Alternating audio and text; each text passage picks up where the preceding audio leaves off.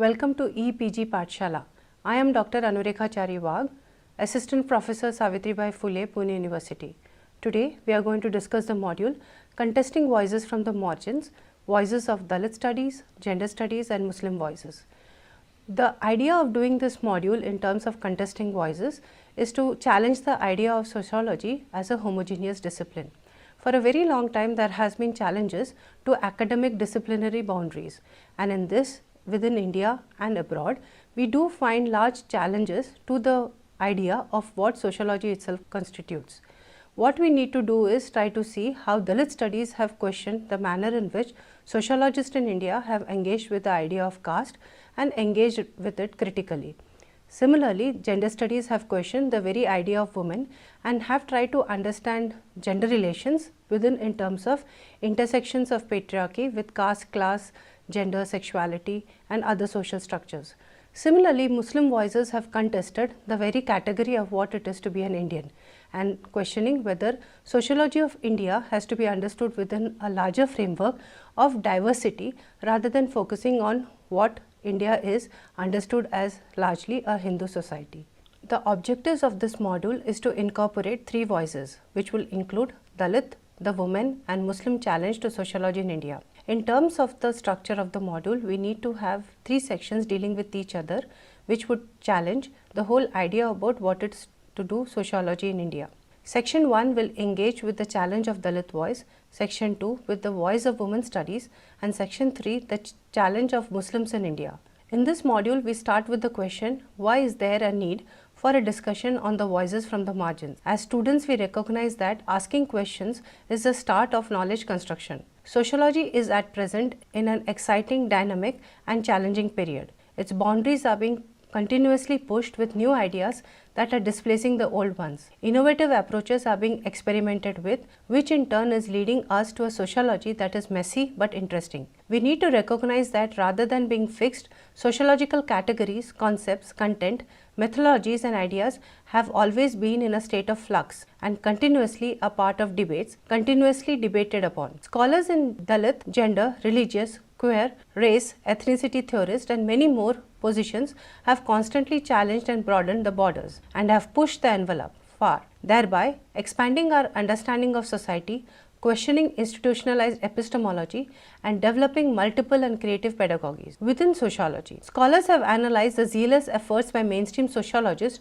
to keep the door closed to new ideas, the most used concept being that of institutionalized gatekeepers. Having established the need to understand Dalit, women and Muslim voices, what would the students learn from it? One, that the knowledge is dynamic, it keeps on changing and that asking questions of why, how is important to the making of any discipline. Two, students will understand how knowledge system gets constructed, then institutionalized, and how difficult and important it is to push the institutionalized boundaries. 3. How the voices of the groups in the margins find it difficult to push established knowledge domain. We will also how rewarding it is when it does. Section 1. Challenge to sociology in India, Dalit voice. In this section, we draw upon two articles, one by Edward Rodrigues titled Dalit Struggle for Recognition Within Indian Sociology and the other by Vivek Kumar titled Situating Dalits in Indian Sociology. By drawing upon the above referred works, we theorize on how sociology as a discipline has failed to address the challenges of Dalit studies. Rodrigues focuses on three important issues by historicizing the process of institutionalizing of sociology. 1. Response of sociology to analysis of untouchability. 2. Teaching of Dalit issues in sociology. And 3. The need to reorient learning in classrooms to make it more sensitive. Kumar, on the other hand, focuses on 1.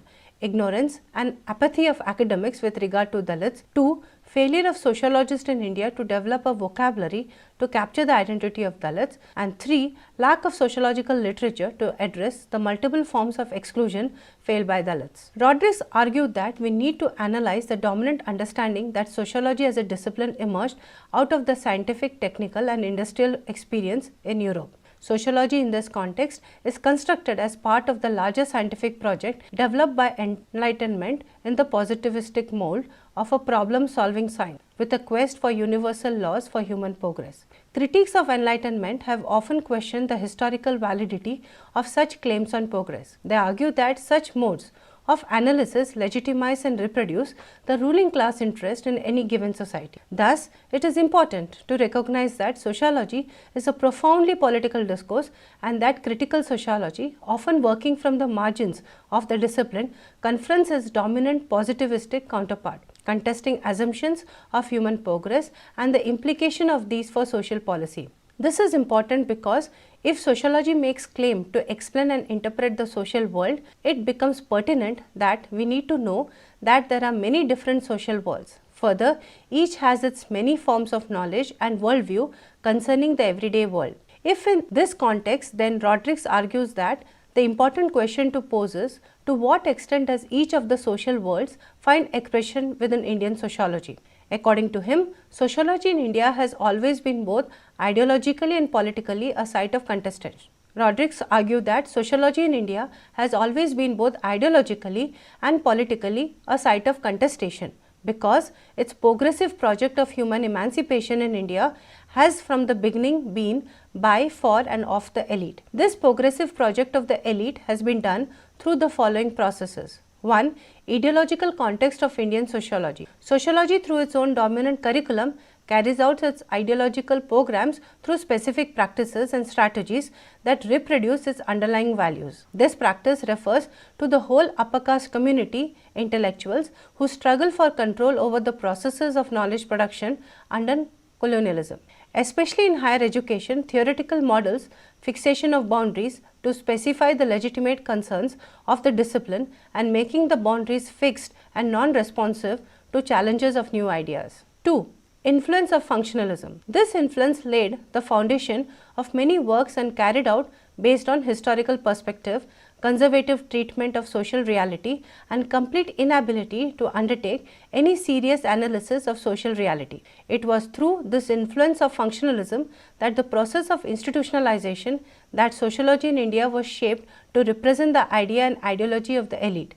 Vision for the poor, the marginalized women, the displaced and the dispossessed, sociology remained a discourse of progress in which they existed as the other, that is, the untouchables. 3. Response to untouchability. In privileging caste within sociological analysis, it failed to have any serious engagement with class issues of exploitation and oppression that confronted the Dalits and other weaker sections of Indian society. Secondly, in centering their upper caste knowledge and experience as a starting point for sociological analysis, Indian sociology had knowingly or unknowingly asserted an upper caste bias to sociological analysis. The upper caste had, through control over higher education, controlled knowledge production, which marginalized Dalit issues in Indian sociology through their command over intellectual and cultural resources. Indian sociology seemed unable to incorporate within its thinking a body of knowledge, social, political and historical writings produced by leaders from the Dalit movement,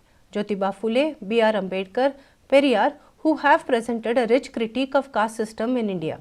There is this distinction between the politics of untouchability movement and sociological response to this issue. Sociology in India turned out to be acutely insensitive to the political upheaval that has defined the social structure. From its very beginning, the discipline was in control of scholars from upper caste intelligentsia. They were unable to engage with untouchability, which not only reflected their upper caste bias historically, but also laid the basis of how sociology in post-independent India would marginalize some groups of the community.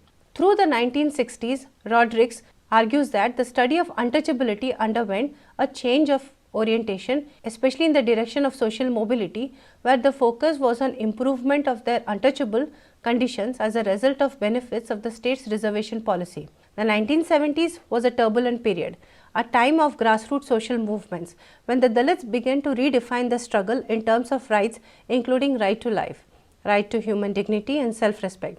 By infusing the identity of Dalit with radical notions of empowerment and emancipation, the Dalit Panthers rejected both the concessions of the state and the elusive grains of electoral politics, and instead advocated direct retaliation. Unfortunately, this does not find reflection in mainstream sociology of the 1960s and 70s. However, the late 1970s saw the emergence of a new body of writings, Gail Ombet, Gopal Geru, Zeliot, Kancha Alaya, who altered the way to engage with issues of untouchability, but their writings for a long time remained in the margins. Rodrigues takes his analysis to the teaching of Dalit issue in sociology. Unfortunately, sociology in the classroom continues to be an apolitical, non-committal pedagogy lacking the conviction to interrogate, confront and reject the prejudices and values that dominate the classroom. According to him, given the history of the institutionalization of the discipline as discussed above, Dalit concerns when teaching of sociology remains almost non-existent. There is a lack of sensitivity as the integration of untouchables within the working environment of academic institutions is an issue and is changing the classroom. In the socio-political, cultural context of classrooms, the issue of untouchability is dealt as one of the many social problems. To develop alternative theoretical perspectives that is sensitive to the issues of caste-class oppression, Rodrigues argues that there is a need of a critical sociology that would interrogate the hegemonic practices of the upper caste, especially in the sphere of knowledge production, control and access of institutions of higher education. Kumar argues that it is important to address the misunderstandings about Dalit. There is a great deal of ignorance, misconceptions among politicians, policymakers, social reformers, bureaucrats and even academicians harbor with regard to Dalits. Kumar presents a narrative to emphasize this point. He writes, even as late as 1999, a high-profile university professor who has extensively worked on the issues related to caste asked me, what is the difference between Jai Shri Ram and Jai Bhim, as both are religious symbols? I had to explain to the learned professor that this Jai Bhim is not the Bhim of Mahabharata, it is the first name of Bhimrao Ambedkar, which has now become the greeting symbol of Dalits. Why is this narrative important and what does it signify with regard to the Dalits and sociology? It is problematic because an academic who has worked on the issue of caste should have known the symbolic and political reference of the greeting. The fact that in spite of having worked on caste for years, the sociology does not realize or take into cognizance an implication of the difference. Such an approach reflects the manner in which sociologists in India have analyzed caste. There are three issues with regard to such kind of analysis. 1. Sociologists in India had never been able to explain the location of Dalit within Hindu social order, thereby Indian society itself. Kumar is posing the question if the Dalits have been studied objectively by the Indian sociologists. He argues that it has not been. Therefore, it is an important academic concern how Indian sociology has failed to locate Dalits in the Indian society in general and Hindu social order in particular. Kumar argues that sociologists have analyzed caste in India based on the book view approach. This approach states that there are 4 Varnas and that Dalits are the 5th Varna of the Hindu society without any strong argument.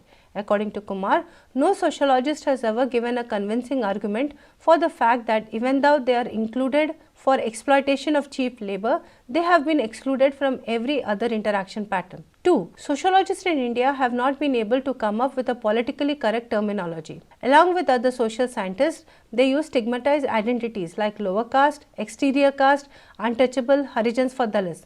The language stigmatizes them. Further, sociologists are not even recorded the fact that Dalits are not comfortable with these identities. One needs to contextualize this with the fact that there has been a gradual awakening of self-respect among the Dalits and that they have challenged these names and consequently protested for a change in their caste names. Dalits have rejected the name of Harijan, name popularly believed to be given by Mahatma Gandhi, but in actuality used originally by Narasimha Mehta Kumar. The sociologists now academically use the term scheduled caste decided by the government, referring to the untouchable caste who were put in the schedule for the purpose of providing them constitutional safeguards under the British government in 1937, which was continued by the Free Indian government. In 1970s, a new identity, namely Dalit, was asserted. Dalit, meaning the oppressed, represented the socio-economic political position in Hindu India. It is unfortunate that sociologists in India have used the stigmatized social identities for referring to Dalits. Indian sociologists further, Kumar argues, have not been able to document and analyze the substantive issues about Dalits. While analyzing this, Kumar draws upon the work of Fuman and argues that Indian sociologists have addressed social exclusion faced by Dalit only in a descriptive manner. The sociological literature is silent not only on the number of movements launched by the Dalits for their independent status from the Hindu social order, but also religious conversion of Dalit Islam, Sikhism and Christianity. Such a silence hides the reality of conversion and the history of violence and exploitation of the Dalits at the hand of the caste Hindus. The role played by Dalits in the independent movement, the literature and culture is not recorded and are backed out by caste media, Hindu media, intelligentsia and academia. According to this process of wiping out, studies by Indian sociologists have not undertaken any quantitative or qualitative analysis of the processes of exclusion and deprivation of Dalits in India. Further, Kumar argues that sociologists have failed to record the impact of this social, economic and political exploitation on Dalit communities who have been robbed of their cultural capital generation after generation. Sociologists could have analyzed creatively the manner in which everyday forms of speech and practices ridicule Dalits, but they have not. He argues in favor of using Dalit literature, the creative, political, ideological, to understand and analyze the life of Dalits. According to him, these writings are sociological as they have emerged out of existential and experimental realities of Dalits. Further, it keeps in context the historicity and dynamism of the lives, thus arguing for the use of Dalit literature as sociological research material. Select writings from Dalit literature can be introduced in sociology curriculum and taught and discussed by teachers and students contextually. Lastly, Kumar argues specifically for a specialized branch of sociology, sociology of Dalits, to be introduced, developed and nurtured. Further, Kumar argues that it has to introduce the framework of Human Distress Index for Dalits, HDI, which can capture and measure the social exclusion of Dalits. Such a development will help to realize and capture the fact that atrocities on Dalits have a social structural basis of caste prejudice. Analysis of the other pushes one to approach that for a very long time sociologists in India had taken with regard to caste studies. The fact of matter is that most of the sociologists were upper caste themselves, and I believe have therefore analyzed caste with a kind of patronage feeling. This has an impact on the way caste was learned. It is important because by the time caste identity had become an important resource for the Dalits, for the upper caste it remained mostly at symbolic levels. They had seemingly become casteless because now for the upper caste such an identity, rather than helping them getting access to resources, paradoxically acted as a hindrance. The caste identity was very much naturalized to the extent that it was not referred to as an important to reiterate. To the extent that sensitivity to caste issues was interpreted as not asking the caste identity directly of the people, but to strategically look for signs such as last name, food habits and other such cultural practices that would straightaway put invisible barriers between people. Section 2. Challenge of Women Studies to Sociology in India. In this section, we draw upon the works of a large number of scholars who have analyzed and theorized about the challenge of women studies to sociology in India. Scholars like Neera Desai, Maitri Krishnaraj, Sujata Patel, Maitri Chaudhary, Sharmila Rege, S. Anandi, Padmini Swaminathan, Meena Gopal, to name some, have posed questions with regard to the challenge of women studies to social sciences in general and sociology in particular.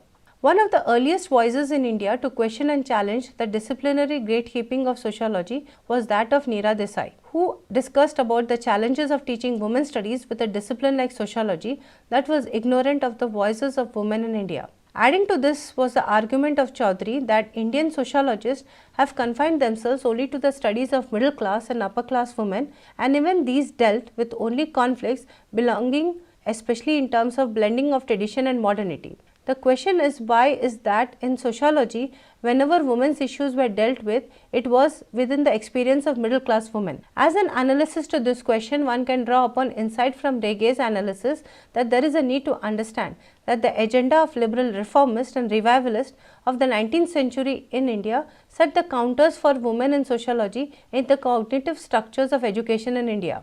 Therefore, when sociology became institutionalized, the space within the sociological discourse came to be granted either to the women in the text or the middle class women in the context of modernization. Thus, it is a reformist concern with the qualities and domain of women of the middle class that instituted the Suvarna middle class women as the object of sociological analysis of the status of women in India.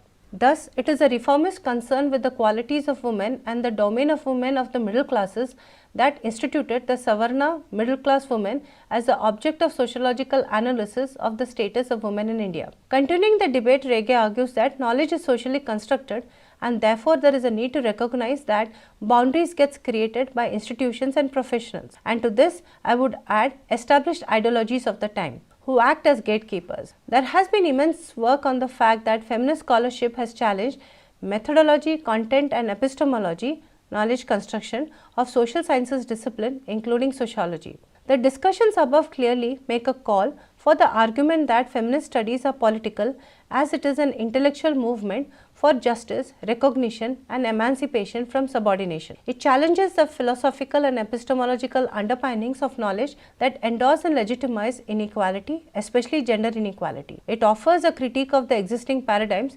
including tools, concepts and techniques in all institutionalized disciplines. Lastly, by building and drawing upon the relationship between women's movement, it questions a dichotomy between thought and action which makes it political. The works of women prior to institutionalization of women's studies, which went beyond the positivist framework established within the discipline, include A.R. Wadia's Ethics of Feminism, which explored the effects of feminist thought on marriage, motherhood, home life, education and professions. Chandrakala Hate's thesis on Hindu women and S.C. Dubey's review of the roles of men and women in India. Iravati Karve's over the period of 1950s and the 60s work on marriage, family, motherhood using legends and folk songs need deliberation. Karve's work has been criticized for the Brahmanical underpinnings. Rege argues that it was only in the 1980s, with the growth of women's movement, that the scholars began to underline the wide gap between everyday worlds of women and sociological knowledge. Through this analysis, Rege underlines the mainstream and male stream of sociology, thereby underlines the invisibility of women in sociology. Anandi and Swaminathan argue that the foundation of women's studies was laid out in the 1970s with the tabling of the report of the Committee on the Status of Women in India called Towards Equality. This was followed by the Indian Council of Social Science Research Advisory Committee on Women's Studies that demanded new research on the social and economic conditions of women. Furthermore, the Declaration of the Decade for Women by the United Nations also gave priority to research activities in all aspects concerning the situation of women, facilitated by funding from the Government of India. Here, the research was geared on issues that could identify the impediments to women's full contribution to development programs. The committee underlines the fact that the purpose of these research was to challenge the marginalization and misrepresentation in social sciences by adding new knowledge about women through generating data.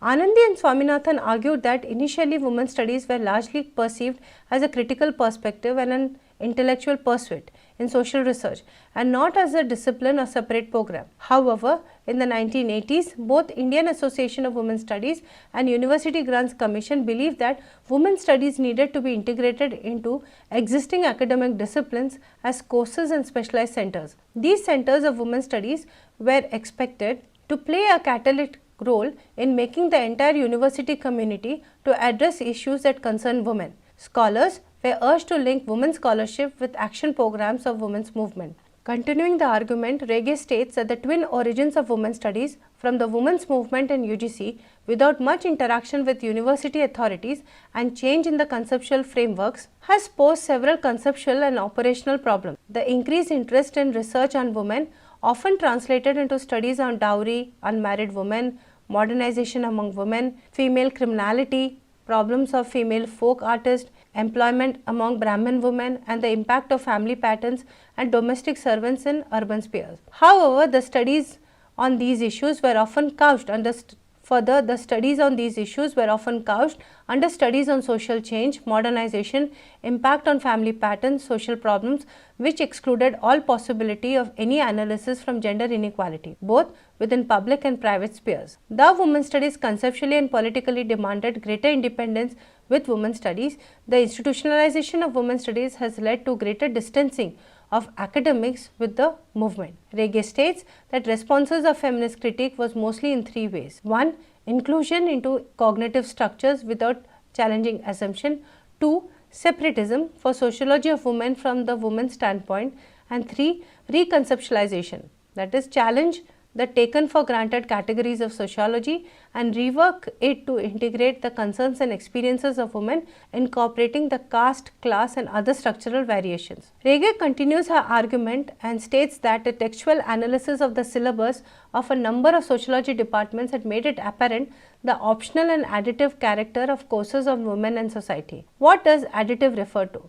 It refers to the fact in most of the universities the mediations between experience, history and sociological categories, so essential in feminist pedagogies, is nearly absent in the sociology syllabus. teaching and pedagogy. And then what is then feminist pedagogy? It involves an enduring connectedness to the living and the concrete, an emphasis on participation, interaction, collaboration and cooperation, teaching with a vision and not applied knowledge but historical perspective on knowledge. What then would help in engendering sociology? According to Rege, it refers to interrogating the processes through which sociological categories are constructed, was gendered. Further, it also calls for feminist reflexivity that underlines the ways in which sociological discourse is patriarchal, middle class, Hindu and Brahmanical. It also involves reconceptualization of basic categories of analysis, bringing to the center the lived experiences of the marginalized. Further, along with teaching with a vision that involves passionate pedagogy, it also understands that teachers and students bring their text of their own. Thus, sociology of the marginalized would need to be based on the questioning of challenging the epistemological basis of mainstream discipline of sociology. Section 3. Voice from the margin. Muslim challenge to sociology. The third section in this module deals with an important voice from the margins, that of the Muslim voice. In this section, we would be drawing heavily on the works of an eminent scholar, Nasreen Fazlbhoy, who has very clearly in her works over the years drawn attention of the sociologists to the lack of sociological work on Muslims in India. To develop this section, two of her articles are used, one titled Sociology of Muslims in India, a review published in EPW, and Sociology and Muslims in India, Directions, Trends and Prospects, published in Sociological Bulletin. Fazlbhoy argues that one needs to recognize that as compared to the number of Muslims in the world, India has the second largest Muslim population. So if the presence is an issue, then Muslims are large in numbers. Then the important question is, why has the sociological work on the Muslim been so disproportionately little? Jairat argues that it is extremely important to initiate empirical studies in sociology and social anthropology in India on the diversity and complexity within Muslim communities. According to him, there is a need to focus on everyday lives of ordinary Muslims so as to challenge the assumption of monolithic Islam and a homogeneous Muslim community in academic writings as well as popular imagination. This is problematic because there is this lack of unbiased research on Muslims leads to a situation where people do not have much information with regard to the community, which in instances of communal tensions could lead to increased levels of mutual suspicion. Thus, the lack of strong, grounded and intensive ethnographic work on Muslim has invariably encouraged negative stereotyping, homogenizing and essentializing of Muslims in India. Fazlbhoy further argues the term Muslim in Indian context has tended more and more to conflate a social as well as religious identity, to develop a picture of one singular Muslim identity. In such a situation, people do not recognize the fact that there is as much diversity in the Muslim population identity legitimized in the popular imagination. Fazlbhoy then goes on to analyze where there could be a dearth of post-independence studies on Muslim. Important scholars who have worked on Muslims include Imtiaz Ahmad and T.N. Madan. The focus area of Ahmad in his articles included sociological study of Muslim social structure and interaction patterns of Muslims with non-Muslims, in particular the Hindus. According to Fazlbhoy, important studies worth mentioning are Leela Dubey's monograph on matrilineal in Islam and Pratap Agarwal's research on Mios of Gujarat, both of which analyze the diversity present within the religion. Ahmad's collection of 4 edited books published in the 1970s and the 1980s, where he put together articles on Muslims in areas of family and kinship, caste, modernization and change, religion and ritual, was very crucial. Within the framework developed by him to study the Muslims in India, the important concept was that of syncretism. According to him, while Muslims in India, as Muslims elsewhere, believe in and practice the cardinal principles of faith, the practice of Islam in India is heavily underlined by elements which are accretions drawn from local environment and contradict the fundamentalist view of the beliefs and practices to which Muslims must adhere. Thus, the general orientation of the studies was the focus on the impact of Hinduism on Islam and not vice versa. Based on his work, Ahmad noted that by and large sociologists have concerned themselves with Hindus in India. If one analyzes the work of earlier sociologists on village studies, studies on religion, modernization and development, there is clearly few, if not any sociological work on Muslims in India. Ahmad referred to the lacuna in empirical work having any reflection on the Muslim. Such an absence was conceptualized by him as important to reflect than how India itself was viewed. Ahmad argued that by not giving space to non-Hindus in the study of India, one would end up with Hindu sociology, Muslim sociology, Christian sociology, but not sociology of India. If one reflects on his concerns, it clearly brings out the contradictions present in the making of identity of India. What contradiction? While on one hand there was a conscious process of showcasing the unity and diversity imagery, on the other a conflation of Indian identity as Hindu and the other religions as other. This was especially true of the Muslims, and as far as the other religious communities were concerned, they were not simply taken into cognizance even to refer to them as the other. Thus, it is very safe to argue that information of Muslims in particular and minority in general is scarce and often met with silence. Whatever work is done easily frames Muslims within state-jacketed religious identity without any effort to present the diversity and variety within the communities. How do we then understand this silence? Fazlbhoy tries to analyze this by drawing upon the works of Sabharwal, who commented that there were ideological, methodological and conceptual reasons for this paucity. Ideologically, it referred to the feeling that following the trauma of partition, there was a tendency to ignore marks of differences in Indian society, especially that of religion. Thus, the scholars working with categories of Hindu or Muslim could be accused of being communal. The focus was to celebrate the unity rather than the difference. Conceptually, the focus of sociological research was on caste, which was identified with Indian society, and caste itself was Conceptually, the focus of sociological research was on caste, which was identified with Indian society, and caste itself with Hindu, especially upper caste, as presented in the section 1 in this module.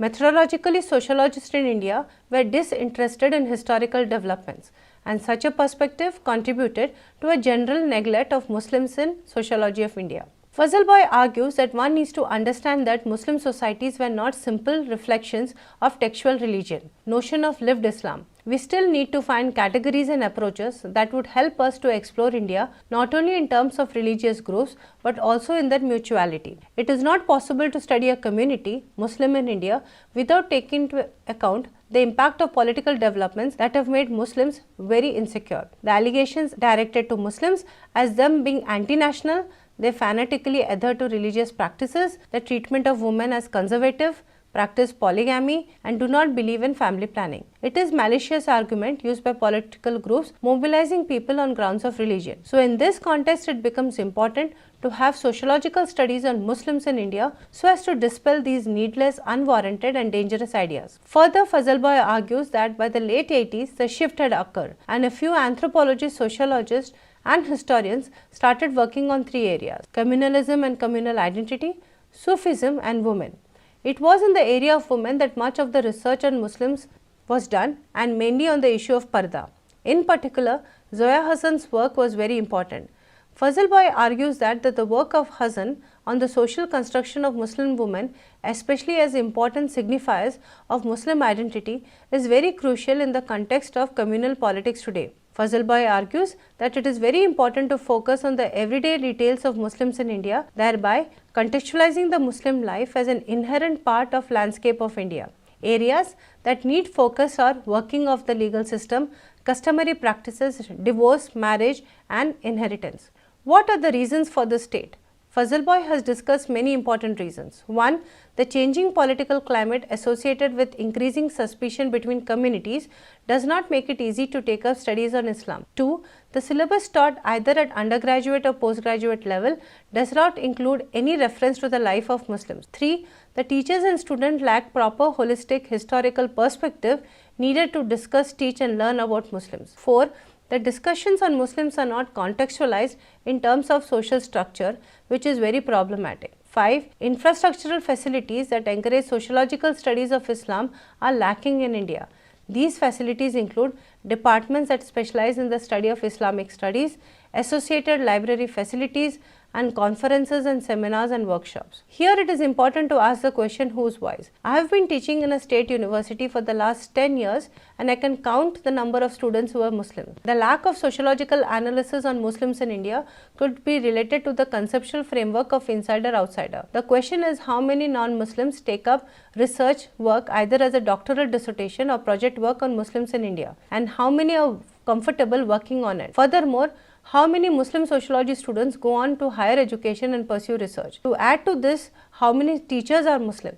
All these are interconnected. Obviously, I do not argue that one should be a Muslim to work on Islam and Muslims, but reflecting on the state of sociological research on Muslims in India, one can state that the majority of sociologists in India, being non-Muslims, could have been a factor contributing towards paucity of work on this issue. Such a question of who can speak for whom, which is applied to address issues of gender and caste and sexual orientation, could also be applicable in this case of Muslim voice. Conclusion.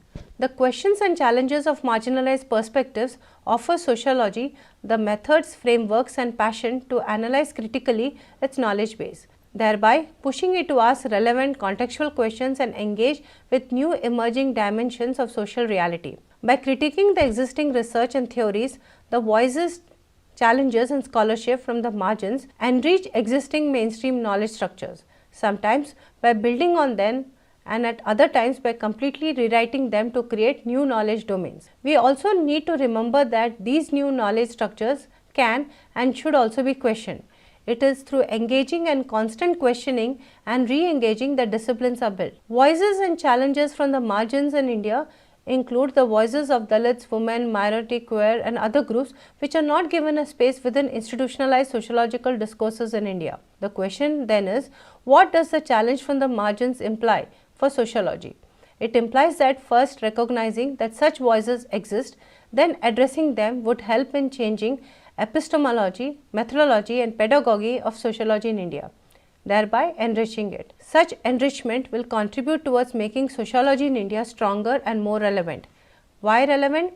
Because through this, the discipline will engage in conversations with a rapidly changing social dynamics in society, will engage with everyday life of people, thereby making it accountable to the social realities of people. In this module of contesting voices from the margins, we discuss the challenge of Dalit voice, gender voice and Muslim voice. It is very important to understand that in order to analyze how sociology has addressed these issues, the way sociology was institutionalized. One of the many reasons why it is argued that sociology has not engaged with these emerging voices is that the sociology in terms of its institutionalization has never engaged with emerging social realities, especially in terms of social movements.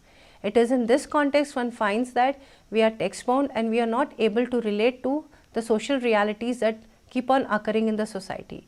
So in that context, the emerging voices of Dalit, the emerging voices of gender studies and the emerging voices of Muslim studies have enriched sociology, especially the whole idea of sociology in India, so as to make it critical and make it more engaging with the newer realities of the world.